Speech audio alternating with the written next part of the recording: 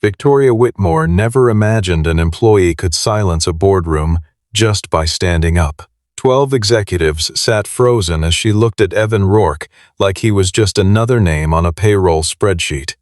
"If you can't handle it, I'll replace you." Evan didn't argue. He didn't plead. He didn't remind her that 3 of the company's largest clients refused to work with anyone but him. He closed his laptop, set his badge on the table, and walked out without raising his voice. Victoria smiled, certain the silence meant she had won. 20 minutes later, the first client called, then a second. By the time the third call reached her desk, she wasn't smiling anymore. If you love stories where the person nobody respected turns out to be the one everyone needed, hit subscribe so you never miss what happens next. Monday morning at Whitmore Veyron Systems always smelled like fresh coffee and quiet dread, and this particular Monday was no different, except for the size of what was riding on it. The company was preparing to launch Project Atlas, a logistics integration contract worth nearly $500 million with a national retail partner called Halcyon Retail Group. On paper, the executive attached to the project was Grant Blackwood, a polished strategist who understood boardrooms far better than he understood the systems those boardrooms depended on. In reality, the person who had spent 8 months designing the entire transition plan was Evan Rourke, a quiet, methodical director who rarely raised his voice and never needed to. Evan had built his reputation the slow way by being the person leadership called when something broke that nobody else could fix, and by never once demanding credit for doing it. He wore plain shirts, kept an old watch on his wrist, and carried himself like a man who had long ago decided that being right mattered more than being seen. Evan had joined Whitmore Veyron 5 years earlier, back when the company was smaller and considerably less obsessed with appearances, and he had watched it grow into something that valued polish over substance more with every passing year. He had turned down 2 better-paying offers during that stretch, both from companies with flashier titles and steeper compensation, because Whitmore Veyron allowed him a schedule flexible enough to be present for his daughter, a fact that mattered to him more than any number on a signing bonus ever could.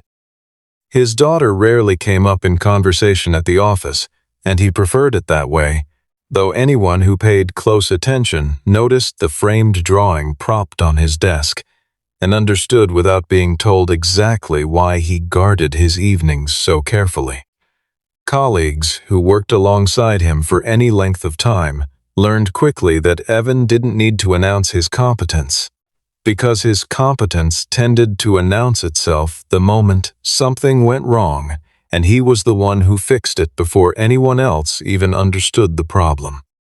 He read people well, stayed calm when everyone around him panicked, and had a network of clients and partners who trusted him in a way that had nothing to do with his title and everything to do with years of quietly kept promises.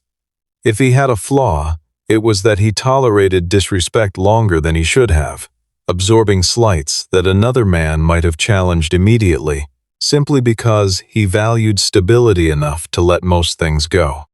That morning, Evan discovered something that made his stomach tighten before he'd even finished his first cup of coffee. The new fulfillment system, built for Atlas, had failed its stress testing, and if the rollout proceeded on the schedule Victoria had already announced to the board, millions of orders could be routed incorrectly within the very first week. He wrote a careful, technical memo requesting a 72-hour delay, laying out exactly where the failure points sat and what would happen if they weren't addressed. Victoria never read past the first paragraph. To her, this wasn't a warning from an engineer who understood the architecture better than anyone in the building. It was a subordinate telling her, days after she'd promised the board a flawless launch, that he couldn't deliver what he'd been assigned. She called an emergency meeting, and when Evan walked in, she didn't ask him to explain the technical risk. She asked him in front of the room whether he was telling her he couldn't get his own system ready. Victoria herself had taken the corner office only 4 months earlier, arriving with a surname that carried weight across the finance world long before she'd ever set foot in the building. She had grown up believing that importance could be measured, that a person's value to an organization showed up cleanly in the size of the title printed beneath their name, and anyone who didn't sit at the executive table simply hadn't proven they belonged there yet. Because Evan carried a director title rather than an executive one, she had quietly filed him away as replaceable the moment she reviewed the organizational chart during her first week, never once questioning whether the chart itself might be wrong. What unsettled her most about him wasn't insubordination, since he never once raised his voice or missed a deadline, but the simple fact that he wasn't afraid of her, and she had started mistaking his composure for defiance long before this particular Monday ever arrived. Evan tried to correct the framing, explaining calmly that the system wasn't his alone, and that the real issue was leadership cutting the testing window short to hit an arbitrary announcement date. Grant jumped in before Evan finished his sentence, saying that everyone in the company was under pressure right now, as though pressure and physics operated by the same rules. Victoria ended the exchange with 4 words that would echo through the following weeks. "Then handle it," she said, and moved on to the next agenda item as if the matter were closed. Evan sat back down, understanding that this had stopped being a conversation about code and servers a long time ago. It had become a demonstration, staged for an audience of executives who needed to see that the woman now running Whitmore Veyron could not be questioned, not even by the one person who actually understood what was breaking underneath the company's feet. Over the next 3 days, the pressure on Evan multiplied in ways that made no logical sense. Victoria wanted the testing finished early. She wanted half the weekend support staff cut to save budget, and she wanted him to simultaneously handle an unrelated crisis for a completely different client. When Evan pointed out that these 3 demands competed directly for the same limited resources, Victoria answered in front of the entire team that good managers find solutions, while average managers find excuses. Nobody spoke up in his defense, not because they disagreed with him, but because everyone in that room understood exactly what happened to people who challenged Victoria twice in the same week. Grant, sensing an opportunity rather than a warning, quietly lifted a portion of Evan's contingency plan and folded it into his own presentation for the board without so much as mentioning where it came from. Grant had spent his entire career mastering a different skill set than Evan's, one built almost entirely on knowing which rooms mattered and which people in those rooms needed flattering at any given moment. He could read a boardroom the way Evan read a broken system, sensing exactly which sentence would land well and which one would cost him standing, and he had climbed steadily by attaching himself to whichever narrative currently held the most favor.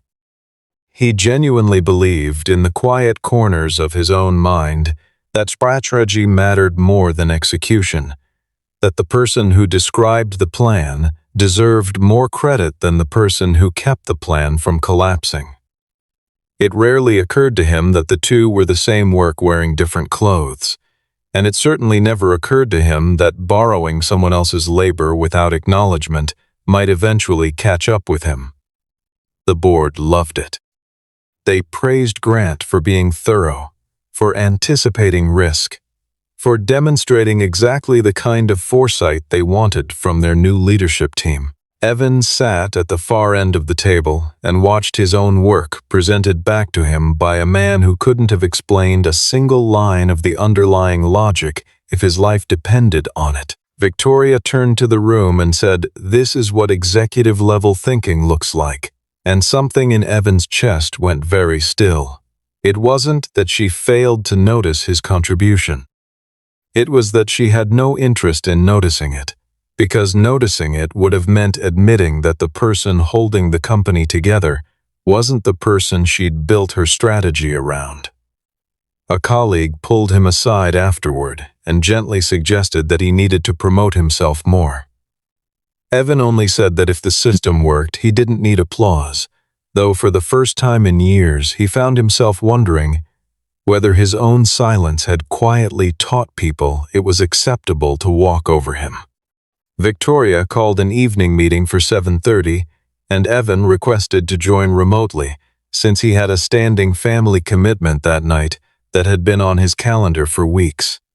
In front of the other executives, Victoria made a point of saying that this was a senior-level crisis, and that personal scheduling couldn't always come first, letting the remark hang in the air long enough for everyone to absorb its implication. Evan came in person anyway, rearranged his evening at real cost to himself, and resolved the crisis in under 40 minutes flat. Instead of a word of thanks, Victoria remarked to the room that when people were pushed, they usually discovered they had more capacity than they thought, as though his sacrifice had simply proven her right rather than proven anything about him at all. That was the moment that disrespect stopped being professional and started becoming personal. Victoria had quietly begun treating the fact that Evan was raising a child alone as evidence that he lacked the hunger required for real executive leadership, a belief she never said aloud in front of him but made no effort to hide from Grant. Evan happened to overhear part of a conversation between them one afternoon, Victoria saying that men who wanted stability rarely took real risks, and that people like Evan valued a predictable paycheck over ambition. Grant laughed and answered that this was exactly why Evan would never leave, a line that would come back to haunt both of them in ways neither could have predicted that week. They had convinced themselves that a man who needed his job would absorb any amount of disrespect, mistaking his patience for dependency and his composure for weakness.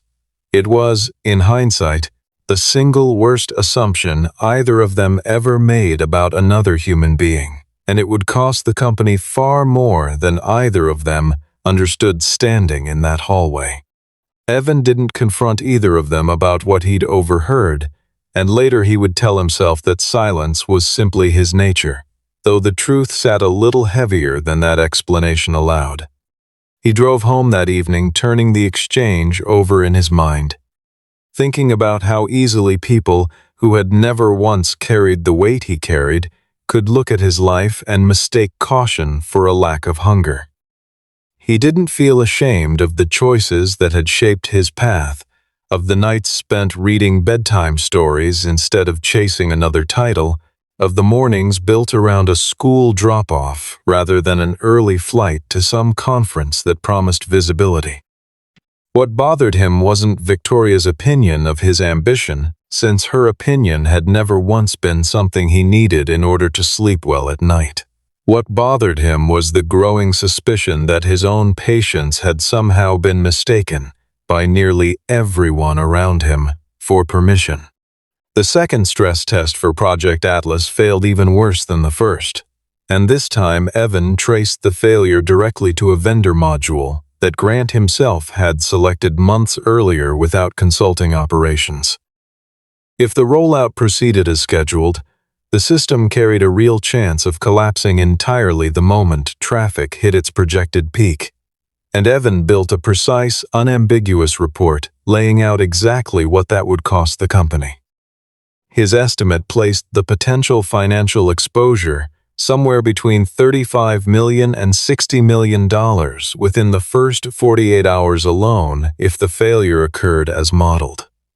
Naomi Prescott, the company's general counsel, read the report and understood immediately that this was no longer a scheduling disagreement but a genuine liability question that could not simply be waved away by executive confidence. Victoria, however, was under enormous pressure of her own, watching the company's stock slide after a rocky quarter, and delaying the first major launch of her tenure felt to her like a public admission that she wasn't in control. Behind closed doors, Victoria had been fielding pointed questions from board members who wanted assurance that the company's newest leader could deliver results without the kind of delay that made investors nervous. She had built her entire pitch to the board around speed and decisiveness, positioning herself as the antidote to what she'd described as the slow, overly cautious culture of the previous administration. Admitting now that the flagship project of her first year needed more time would have meant admitting that the very qualities she'd sold herself on were the ones now threatening to sink her. And she wasn't prepared to make that admission to anyone, least of all to a director she'd already dismissed as overly cautious. She ordered the rollout to continue exactly as planned, and Evan refused to sign the technical approval that would have certified the system as ready for launch. "Are you refusing a direct instruction?" Victoria asked, her voice sharpening in a way that made even Grant shift uncomfortably in his seat. "I'm refusing to certify something I know isn't ready," Evan answered, without raising his voice or breaking eye contact, and the calm in his tone somehow made the refusal land harder than shouting ever could have. Victoria took this as a direct challenge to her authority rather than what it actually was, a warning from the one person in the building who understood the machinery well enough to see the crash coming before it happened. Grant offered to simply find another manager willing to sign off in Evan's place, and Evan answered quietly that they could find another signature easily enough, but they couldn't change what the system was actually going to do once it was live. Victoria scheduled an emergency meeting for the following morning, and something in the atmosphere told everyone in that hallway that the real confrontation had only been postponed, not avoided. 12 people filled the conference room the next morning, including the chief financial officer, 2 vice presidents, Naomi, Grant, and a representative from Halcyon joining remotely from another time zone.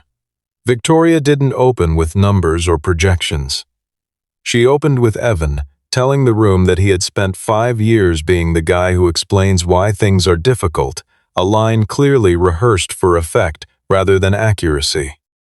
Evan tried once more to steer the conversation back toward the actual data, and Victoria cut him off before he'd finished his first sentence, repeating the accusation with more edge in her voice than before. "I've spent 5 years making sure difficult things don't become expensive things," Evan answered, and for a moment nobody in the room said anything at all. Victoria's jaw tightened, and something in her expression suggested she had decided, right then, that this exchange was no longer about a project timeline, but about who actually controlled the room. Then she said the words that would define everything that followed.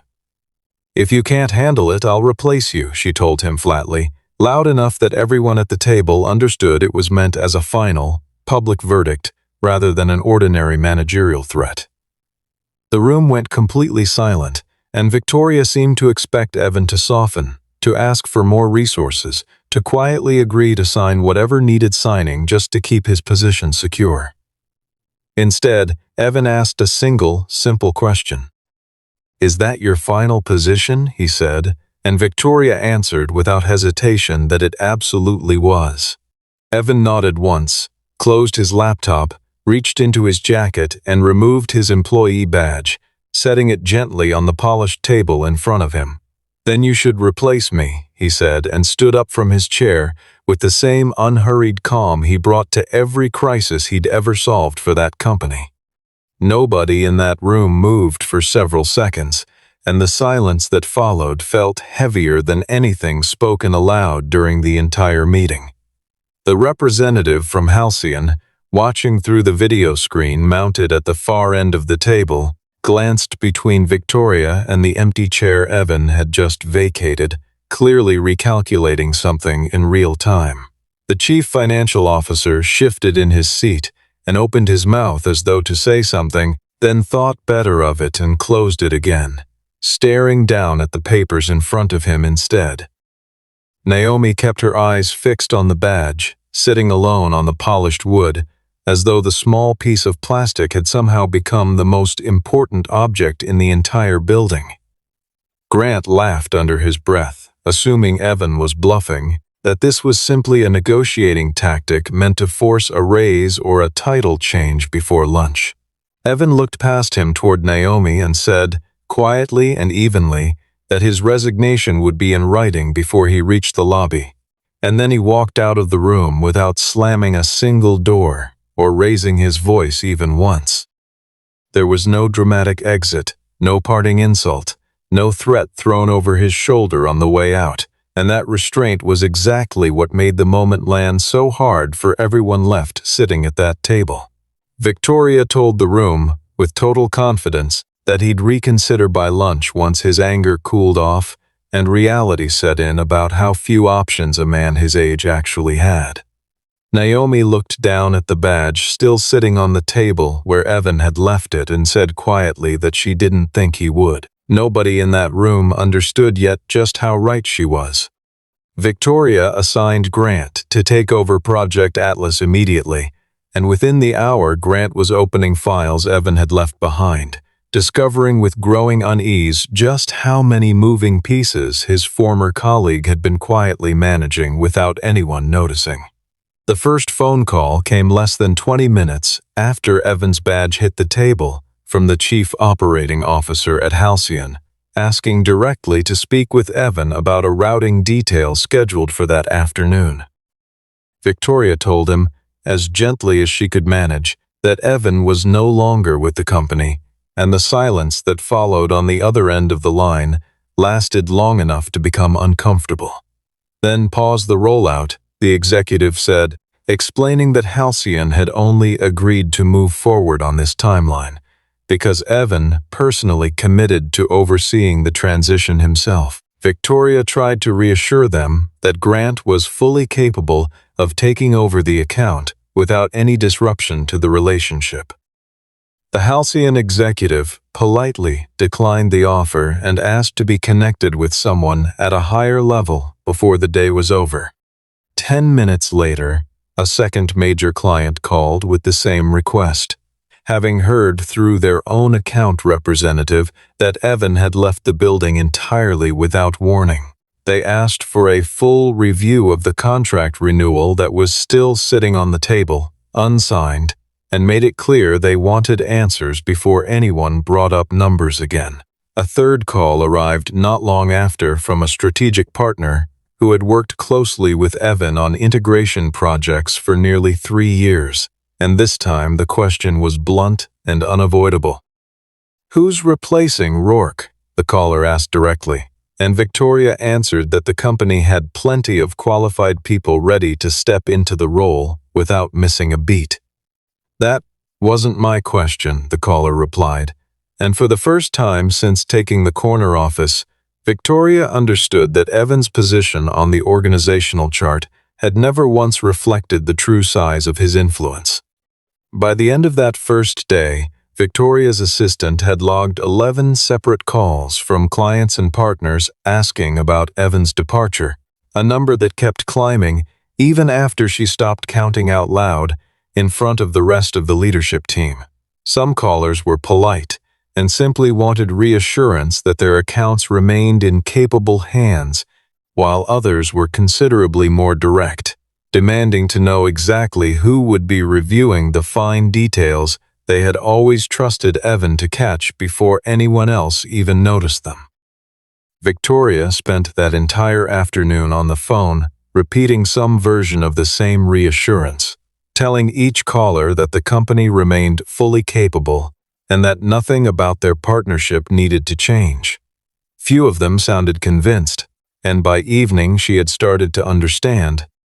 In a way, she hadn't allowed herself to consider that morning, that the calm confidence in her own voice was doing very little to settle the growing unease on the other end of the line.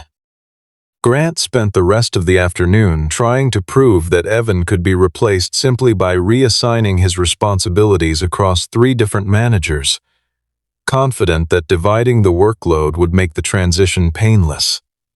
Instead, problems began surfacing almost immediately, each one revealing just how much invisible judgment had been holding the operation together behind the scenes.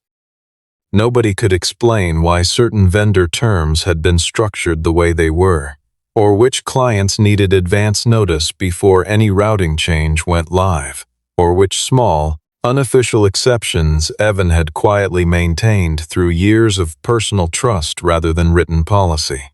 His documentation, when the new team finally dug into it, turned out to be thorough and complete, which only made the situation more damning rather than less.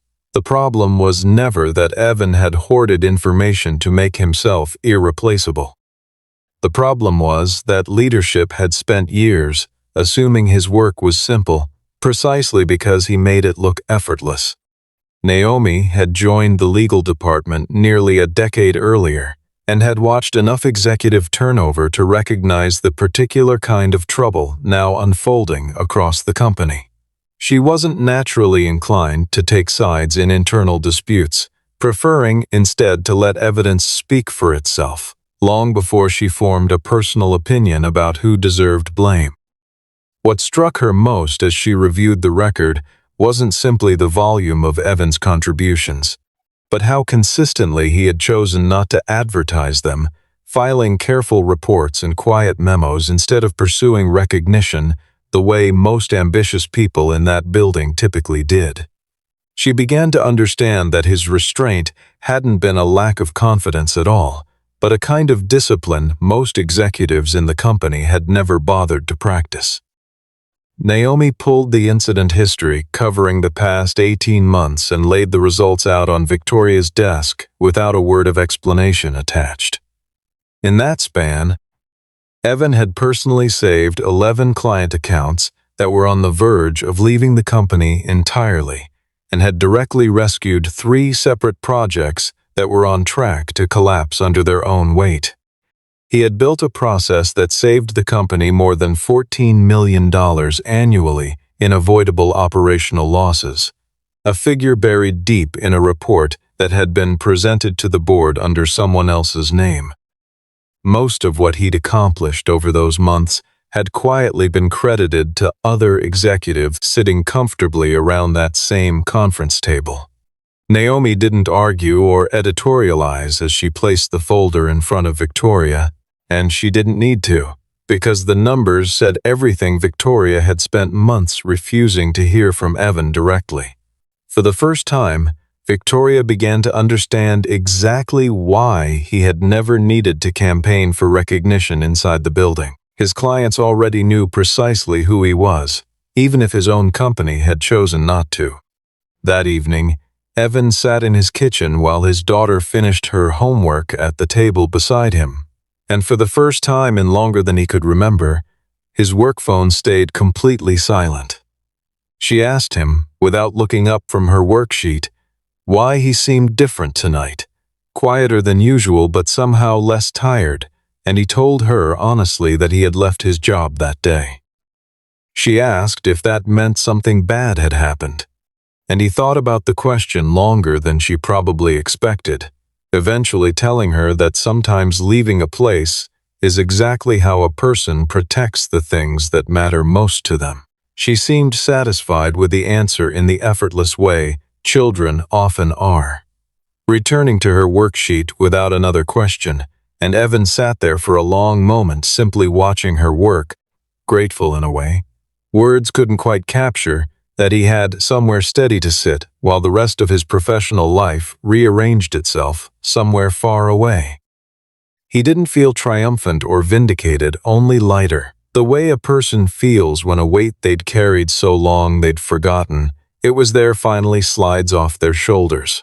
His phone rang once, and the name on the screen belonged to Adrian Cross, the chief executive of Cross Meridian Logistics, the company's largest and most respected competitor in the region. Adrian didn't ask why Evan had resigned, and he didn't offer sympathy or pretend to be surprised by what had happened. "I heard you're available," he said simply, and Evan asked how the news had traveled so quickly across an industry that size. "People notice," Adrian answered, "when the person holding up the building suddenly decides to walk outside and see what the weather's like." Adrian Cross had built Cross Meridian Logistics from a modest regional carrier into one of the most respected names in the industry. and he had done it by hiring people who understood systems rather than people who merely understood how to talk about them.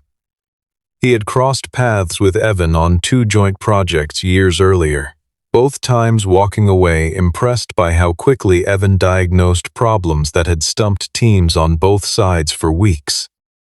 Unlike Victoria, Adrian had never confused a person's title with their value, having learned early in his own career that the quietest person in the room was often the one keeping everything else from falling apart. He didn't need a recruiter or a headhunter to tell him what Evan was worth, because he had already watched him work, and that first-hand knowledge was worth more to him than any resume could ever be. Adrian asked to meet the following morning, and when they sat down, he didn't offer Evan a lateral position or a title meant to sound impressive without carrying real weight behind it. He offered him the role of Vice President of Operations Architecture, complete with genuine authority, his own budget, and full control over building his own team from the ground up. Evan didn't accept immediately, telling Adrian plainly that what he wanted most wasn't a bigger paycheck, but an environment where raising a legitimate warning wasn't mistaken for disloyalty or weakness. "That's exactly why I called you first," Adrian said, and something in the directness of the answer told Evan this offer wasn't built on flattery, but on genuine respect for the work he'd quietly done for years. While that conversation unfolded, Victoria was calling his personal number over and over, each unanswered ring adding another layer of pressure onto a week that was already collapsing around her. Evan looked at the screen, saw her name, and let it ring through without a trace of anger behind the decision, because as far as he was concerned, that chapter of his life had already closed. Project Atlas was suspended within days, and the board demanded a full explanation for how a nearly $500 million launch had unraveled so quickly and so publicly. Victoria initially tried to frame the disaster around Evan's sudden departure during a critical stretch of the project, hoping the narrative would shift blame away from her own decisions. Naomi calmly produced the emails and meeting notes documenting exactly how many weeks Evan had spent warning leadership about the very failure that had just occurred in front of a national client. Worse for Victoria, an internal recording captured the exact moment she told him, in front of a full room, that she would replace him if he couldn't handle the workload. One board member asked plainly whether Evan had actually failed to handle anything, and nobody in the room offered an answer. Another asked whether he had instead simply refused to approve something he knew, with certainty, was unsafe to launch, and the silence that followed said more than any explanation could have. The board hired an outside firm to conduct the audit, unwilling to trust an internal review that might quietly protect the very people responsible for the failure in the first place. Investigators spent nearly 2 weeks combing through email threads, meeting recordings, and file histories, slowly reconstructing a timeline that painted a very different picture than the one Victoria had originally presented. They found memo after memo from Evan, dated weeks and sometimes months before each crisis, each one containing the exact warning that leadership had chosen to dismiss or bury under a more convenient version of events. They found presentation files where Grant's name appeared as the sole author on documents whose file properties showed they had actually been created entirely on Evan's computer. Grant tried to defend his own role in the collapse, but a full internal audit revealed that he had repeatedly taken credit for reports and strategies that had originated entirely from Evan's work over the previous year. The board demanded his resignation within the week, ending a career he had built almost entirely on borrowed competence rather than genuine expertise. Victoria wasn't removed outright, but her operational authority was sharply curtailed, and she was placed under direct oversight from a newly formed board committee for the following 6 months. In a private meeting near the end of that difficult stretch, Naomi told her plainly that she had spent months asking whether Evan could be replaced. "You never once asked," Naomi said, "what would happen if he decided to replace all of us instead," and Victoria had no answer prepared for that particular truth. Victoria finally called Evan directly, and when he answered, she didn't apologize or acknowledge what she had said to him in front of that entire room. Instead, she told him the company was prepared to discuss an adjustment, choosing the word carefully, as though precision could substitute for honesty. "An adjustment to what?" Evan asked, and she answered with a short list that included his title, his compensation, and the scope of his responsibilities, none of which touched the real issue between them. "What about respect?" Evan asked simply, and the long pause that followed told him everything he needed to know about whether she had actually learned anything from the past 2 weeks. He declined the offer politely, without bitterness, and hung up understanding that some things couldn't be fixed with a bigger number attached to a job title.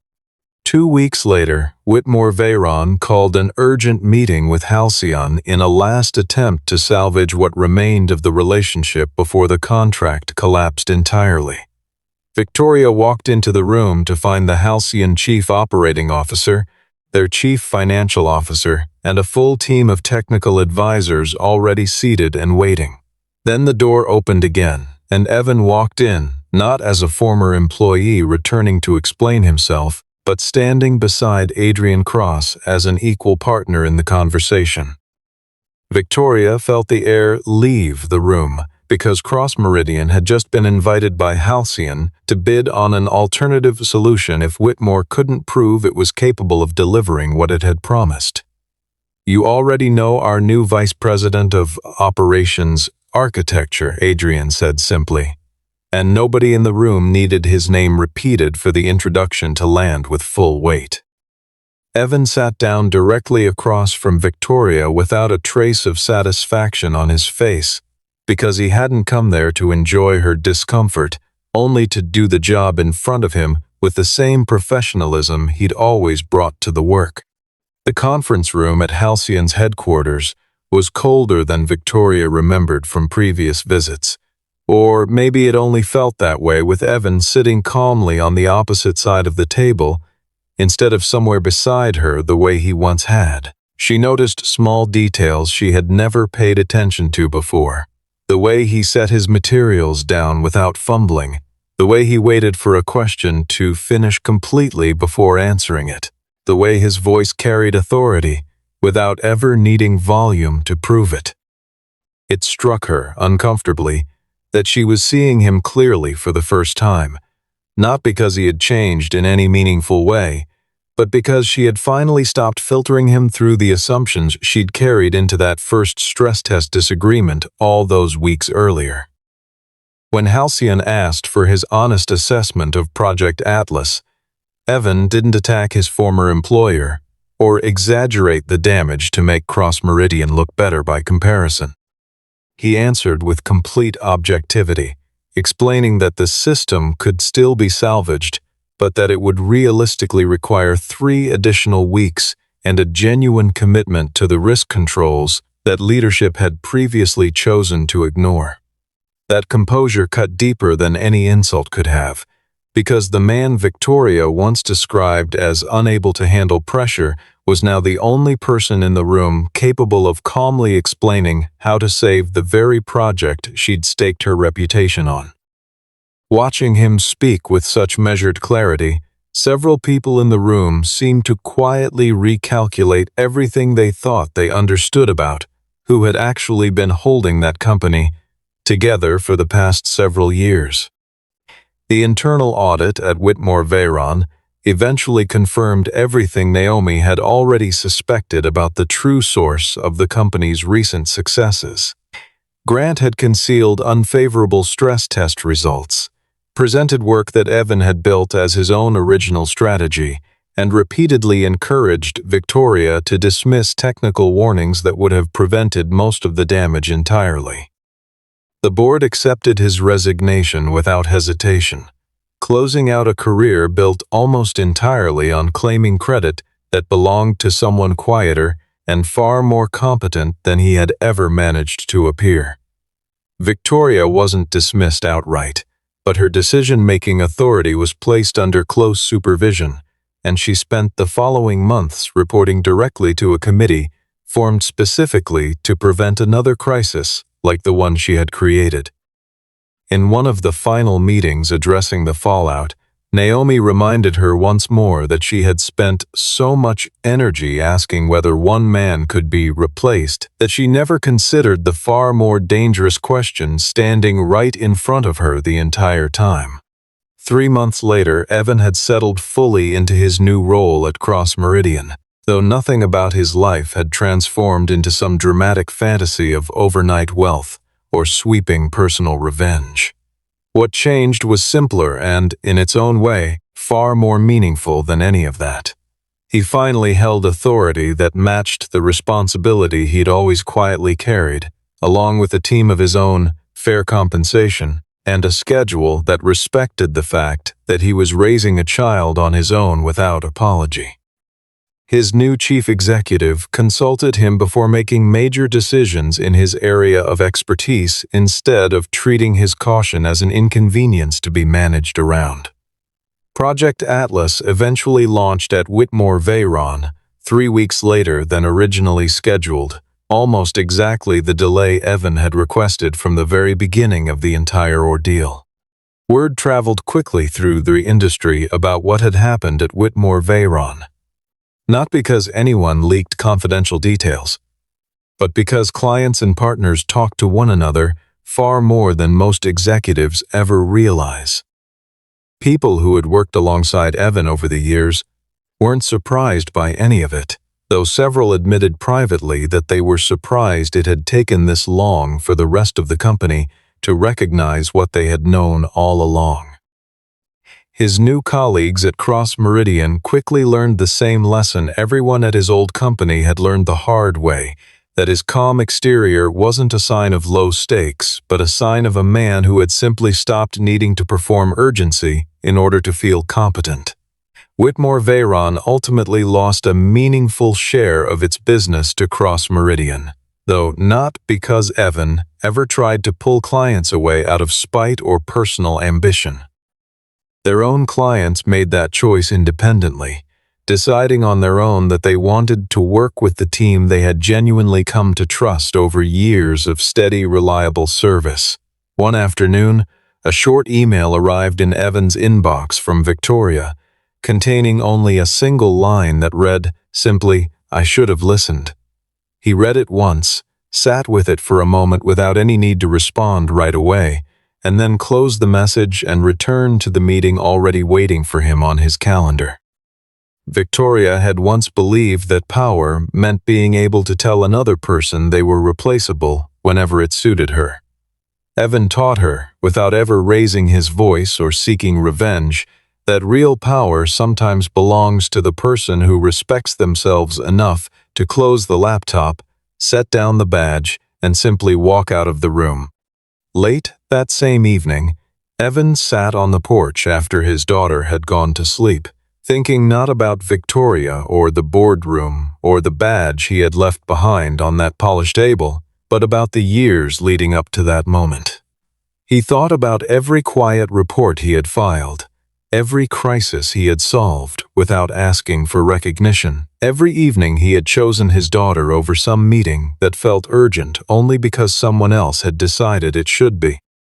None of that patience had been wasted, he realized, even the years when it seemed to earn him nothing but more work and less acknowledgement, because it had shaped him into exactly the kind of steady, trustworthy presence that a company like Cross Meridian recognized the moment they saw it.